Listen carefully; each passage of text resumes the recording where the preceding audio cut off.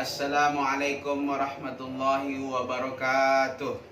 Waalaikumsalam warahmatullahi wabarakatuh. Alhamdulillahi rabbil alamin. Allahumma salli ala sayyidina Muhammad wa ala ali sayyidina Muhammad. Wa la hawla wa la quwwata illa billahil aliyil azim. Alhamdulillah, puji syukur kepada Allah yang telah mengkurniakan kepada kita nikmat Islam, iman dan ihsan, dan begitu juga nikmat kesehatan, kelapangan, sehingga alhamdulillah kita dapat menghabiskan puasa Ramadan dan juga kita dapat berhari raya pada hari ini.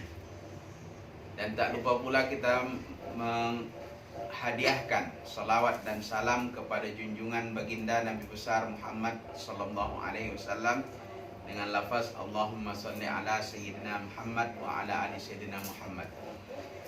Anak-anakku yang kami sebagai orang tua yang kami sayangi, Aufa Marodiyah, Muhammad Al-Fatih, Aula Rodiyah, Adkia Sumayyah, begitu juga Muhammad Zahid Al-Kausari.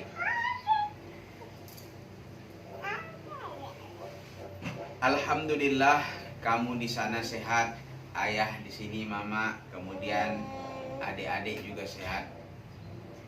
Ini adalah suatu nikmat yang cukup besar bagi kita. Walaupun satu sisi kita tidak dapat berpapasan secara langsung, namun dengan izin Allah kita dapat berkomunikasi secara telepon, video, dan sebagainya. Di sini ayah ingin mengingatkan pertama diri ayah sendiri, kemudian kepada anak-anakku. Sudah wajarlah sebagai seorang tua menasihati seorang anaknya. Maka dari sini ayah ingin menyampaikan beberapa nasihat. Yang pertama, hari baik, bulan baik ini kita digalakkan saling bermaaf-maafan, saling menghapus segala kesalahan saudara-saudara kita sesama Islam, bahkan saudara kita adik-beradik, itu lebih utama. Karena hubungan antara seseorang ataupun hak seseorang ada beberapa. Ada hak pertama, hak senasab ataupun hubungan senasab, satu keturunan. Yang kedua ada hak jiran tetangga. Yang ketiga ada hak sesama Islam. Jadi kita di sini sudahlah kita senasab, satu keturunan, kemudian juga kita adalah sesama Islam, maka sangatlah kita diminta untuk memaafkan kepada yang lainnya. Yang kedua, mungkin kita katakan, ayah, mak, saya begini-begini. Kenapa perlu kemaafan? Karena begini, manusia itu tidak lepas daripada kesalahan. Jadi manusia itu adalah tempat bersalah, tergelincir kesalahan. Kullu bani Adam khatta'un wa khairul khatta'ina at-tawwabun. Nabi sebutkan bahwa manusia itu adalah tersilap dan tersalah. Tetapi ternyata ada antara orang-orang yang tersilap ini ada yang terbaik. Itulah orang yang mahu meminta maaf, mahu meminta ampun kalau kepada Allah SWT. Jadi kita tidak terlepas selagi kita namanya manusia dan kita pangkat kita bukan sebagai nabi, maka kita akan menghadapi hal-hal tersebut, tergelincir, sama ada kita sengaja ataupun tidak kita sengaja kesalahan itu, maka kita sebagai manusia akan terjadi suatu masa, suatu saat, sama ada kita suka atau tidak suka, maka itu akan kita rasakan.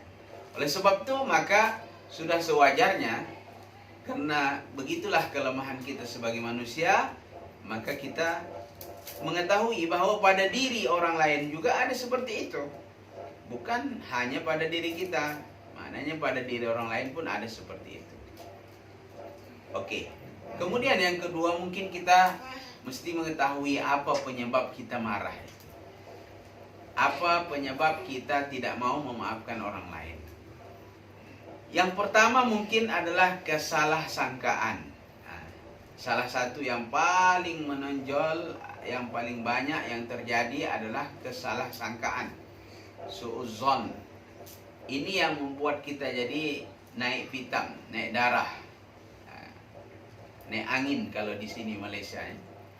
Jadi salah sangka, sedikit saja kita ini salah sangka, maka setan akan masuk melalui peraliran darah kita, maka dia akan membisikkan sesuatu, bisikan sangkaan yang buruk.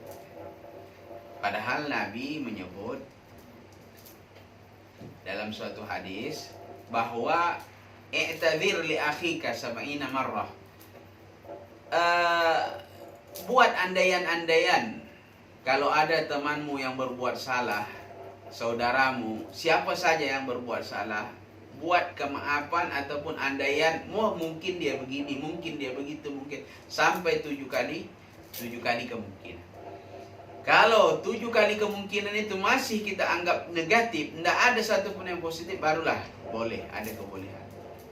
Saya rasa jangankan 70 kali, 10 kali pun kalau kita mau mempraktekkan apa yang disebutkan Nabi ini, maka kita tidak akan mendapatkan kesalahan. Karena kita bilang, oh dia begini, ketika dia marah, ketika kita tidak senang dengan dia, maka kita katakan, oh mungkin dia begini, oh mungkin dia begini, mungkin dia begini, mungkin dia begini. Hal-hal yang boleh kita terima, kita maafkan apa yang dia lakukan itu. Jadi mungkin dia begini, mungkin dia begini, sampai 70 kali. Kalau ternyata yang 70 kali itu tidak ada satupun yang positif, maka barulah boleh kita menuduh ke dia yang negatif. Tapi macam ayah bilang, ayah ulang lagi, jangankan 70 kali, 10 kali saja pun kita tidak akan menjumpai hal itu. Tetapi inilah yang mungkin kita, kelemahan kita juga, bahwa yang paling menonjol ketika saudara kita berbuat salah, maka yang paling menonjol apa? Buruk sangka yang timbul, yang ada pada diri kita. Inilah yang kita rasakan ya, bahwa kelemahan kita ya, bahwa kita menyangka yang bukan-bukan kepada saudara kita. Itulah yang ayah kata tadi itu. Buruk sangka itu sama-sama kita buang ya, sama-sama kita buang, bukan mudah, betul. Tetapi inilah perlunya latihan. Manusia itu perlu latihan. Dari hari ke hari dia ingin menjadi sempurna, ingin menjadi suatu nafsunya nafsu mutmainnah, sehingga dengan akhir hayatnya dia menghadap dengan Allah, bukan setakat nanti di sorga dia nafsu mutmainnah, tetapi di dunia ini dia sudah dapat mengatasi nafsu-nafsu ammaratun bisu dan sebagainya. Maka inilah orang yang berjaya dan yang berhasil. Jadi jangan lupa pesan ayah untuk diri ayah sendiri, bahwa kalau saudara kita itu siapa sajalah, apalagi terutama adik-beradik kita, kakak kita, adik kita, berbuat salah, pastikan tanya dulu apa masalahnya, apa maksud dia, apa tujuannya, ya, apa tujuannya mengatakan yang demikian, ya, apa tujuannya mengatakan begini demikian. Kalau tujuannya juga bagus, mungkin caranya yang salah. Kenapa kamu buat begitu? Kenapa kamu katakan melengking, kuat suara? Mungkin kita tanyakan juga. Karena dia bilang maksudku begini, tapi mungkin cara penyampaiannya salah. Maka kita tanyakan, maka dia bilang aku minta maaf lah, aku salah. Oh sudah, berarti dia tahu kesalahannya, bahwa dia menasihati itu tujuan yang bagus. Tetapi ketika caranya salah, maka dia pun mengetahui, oh aku salah, memang aku sangat marah tadi. Sudah, kenapa kita balas kesalahan dengan kesalahan yang lebih besar, yang lebih fatal ya. Nah, jadi kita tanyakan, perlu menanyakan apa tujuan, apa maksud ya. Jadi jangan langsung negative thinking ataupun terus kita terus kita menganggap itu adalah hal-hal yang negatif ya. Jadi untuk ininya maka kita tanyakan apa maksudnya, apa tujuannya. Oke.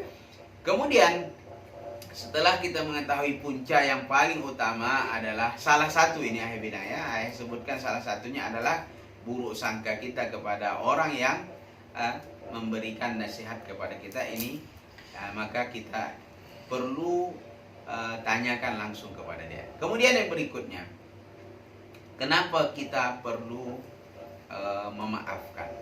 Ya. Tadi Ayah dah bilang bahwa kita adalah orang yang terletak pada kita suatu kesalahan.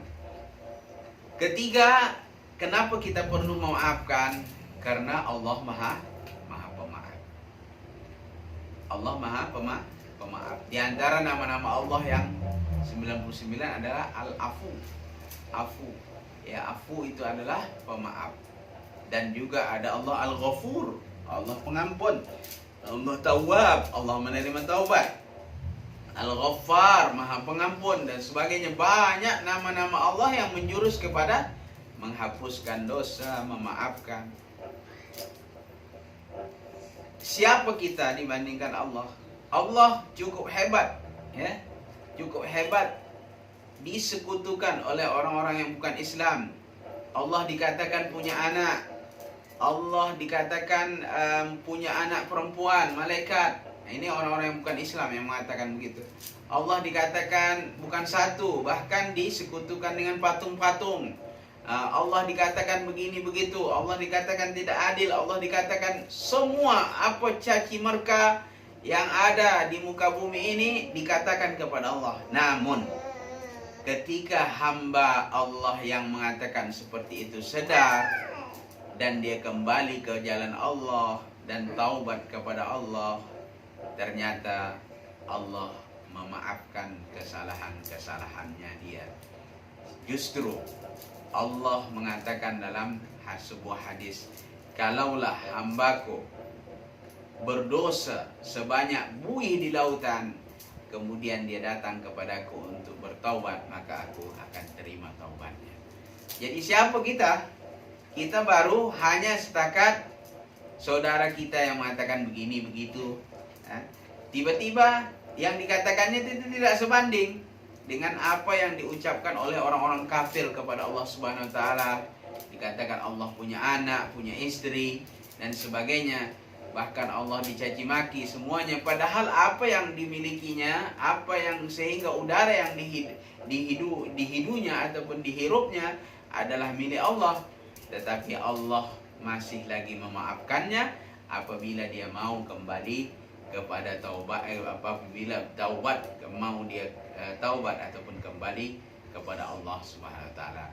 Oleh sebab itu, kalau kita menghayati tentang sifat afu, tentang sifat ghafarnya Allah Subhanahu wa taala, maka tidak ada alasan bagi kita untuk tidak memaafkan sesama kita. Apalagi itu adalah kakak kita ataupun adik kita, ya, ataupun siapa saja saudara-saudara kita, maka tidak ada alasan untuk kita tidak memaafkan, ya. Kenapa? Karena nasihat yang diberikannya itu adalah contoh, umpamanya kita dinasihati, jangan begini-gini ataupun disuruh begini-begini. Maka sebenarnya apa yang kita dinasihatinya itu adalah untuk kebaikan kita, ya? Adalah untuk kebaikan kita. Kenapa? Karena kita tidak mau begitu seterusnya. Kita katakan, aku sudah besar, aku tidak mau begini, aku tidak mau dipaksa. Tidak ada. Manusia itu tidak ada merdekanya. Karena manusia itu perlu perhatian. Bahkan anak-anakku, Aufa, Muhammad Al-Fatih, Aula, kemudian Atqiya, juga Muhammad Al-Kausari, sehingga kamu nanti sudah dewasa, sudah besar, sudah punya anak, ya. Namun kami sebagai orang tua masih hidup, maka kami wajib meluruskan, kami wajib menasihati apa-apa yang kami lihat kamu tidak benar. Jadi tidak ada istilah saya sudah dewasa kok, tidak perlu di ini. Itu kan yang dinasihati itu kan, kalau kita begini aja. Kalaulah kita berimamkan pada siapa? Kita berimamkan kepada kebenaran. Walaupun kebenaran itu datang dari anak kecil. Imam kita adalah kebenaran. Kalau anak kecil itu mengatakan yang benar, yang betul, mengingatkan kepada kita, maka kita mesti ikut. Oleh sebab itu, para salafus soleh, imam-imam yang dulu itu sangat hebat, tawaduknya mereka. Ya, mungkin Aufa dengan Fatih pernah mendengar bagaimana banyak kali, bukan sekali dua kali, imam-imam besar Abu Hanifah diingatkan oleh anak kecil, ya. Diingatkan anak kecil. Bahkan dengan ingatan anak kecil itu dia menangis sejadi-jadinya. Ya. Salah satunya kalau kita katakan dulu anak kecil itu tengah bermain-main, kalau di sini macam kita sekarang main sepeda lah atau main basikal, ya. Dulu enggak tahulah kita main apa namanya kan. Takut ataupun berlari-lari, maka takut tergelincir, maka Imam Abu Hanifah mengatakan kepada anak kecil, awas, wahai anakku, wahai cucuku, awas, nanti tergelincir kamu jatuh, luka, katanya. Maka anak kecil itu tahu siapa itu Imam Abu Hanifah. Maka dia kata, wahai imam, kamu hati-hati, takut jatuh dalam memfatwakan sesuatu kepada fatwa yang tak betul. Awas, kamu tergelincir. Kalau saya jatuh setakat luka, tapi kalau kamu memfatwakan yang tak betul, maka akan binasa masyarakat yang meminta fatwa kepada kamu. Maka Imam Hanifah, Abu Hanifah ketika itu apa? Ketika itu dia menangis sejadi-jadinya dengan nasihat daripada anak kecil ini. Bukan satu dua, ya, salafus soleh yang berpendirian tawadu seperti ini, ya. Siapa saja, ndak kira. Kita tadi ayah bilang bahwa kita berimamkan kepada kebenaran. Dimanapun ada kebenaran, kita tunduk, sami'na wa ata'na, patuh kepada kebenaran itu. Oleh sebab itu, ini juga nasihat bukan setakat untuk kamu berdua, jadi untuk kita semua, ayah, mama, kemudian adik-beradik kita di sini, ayah nasihati bahwa jangan sekali-kali kita meremehkan kebenaran, ya. Jangan kita merasa bahwa kita adalah yang paling benar, yang paling betul. Tetapi kalaulah kita salah, maka kita mesti mengakui kesalahan kita sendiri. Jadi itulah yang mesti diingat, bahwa siapa kita dibandingkan Allah Subhanahu wa taala yang Maha Pemaaf. Begitu juga Nabi sallallahu alaihi wasallam, sehingga Nabi kita disebut sebagai dalam surah yang At-Taubah yang selalu kita baca, laqad ja'akum rasulun min anfusikum azizun 'alaihi ma 'anittum harisun 'alaikum bil mu'minina raufur rahim. Itu nampak, bil mu'minina raufur rahim. Nabi itu dengan orang-orang mukmin adalah raufur rahim. Nabi itu sangat menyayangi, kemudian sangat memaafkan. Jadi sehingga nama Allah Rahim dan Rauf itu disematkan atau ditabalkan, padahal itu nama Allah, ya, ditabalkan juga, disifatkan kepada sifat Nabi kita. Nabi sangat pemaaf, bukan kepada orang yang beriman, tetapi orang yang memusuhi dia pun Nabi maafkan. Jadi siapa kita dibandingkan Allah tadi, siapa kita dibandingkan oleh Nabi, maka tidak ada alasan bagi kita tidak mau memaafkan sesamanya. Jadi itu saja mungkin dari ayah. Mari sama-sama, macam ayah bilang tadi, bahwa kaedahnya sebenarnya ada, cukup hebat dalam kita, dalam Islam ini, ya. Jadi tidak ada sebenarnya sakit mental, sakit jiwa. Sebenarnya kalau kita ikuti ajaran Islam tidak ada sakit jiwa. tidak ada sakit mental. Semua penyakit-penyakit atau sifat-sifat mazmumah yang tercela di dalam hati ini sebenarnya ada konsep dan cara untuk menghilangkannya. Salah satunya adalah dengan perbetulkan sholat. Betul-betul sholat, betul-betul wudhu buat. Kemudian sholat, kalau dapat sholat jamaah. Kemudian setelah itu jangan lupa berzikir kepada Allah. Mohon, minta kepada Allah, ya. Minta kepada Allah bahwa supaya Allah lembutkan hati kita menerima kebenaran. Kemudian mungkin kita bilang, ayah, aku memang dari dulu pemarah, sangat ini. Sedangkan ada memang sebagian orang itu memang mudah terpancing kemarahan. Ada sebagian orang dipukul pun kepalanya dia tak marah, ketawa dia. Ya, dipegang telinganya dia ketawa. Ya. Ada memang sebagian orang itu memang tidak peduli, ya. Tidak peduli mau diapakan dia, tak peduli dia. Ya. Asal jangan disakiti.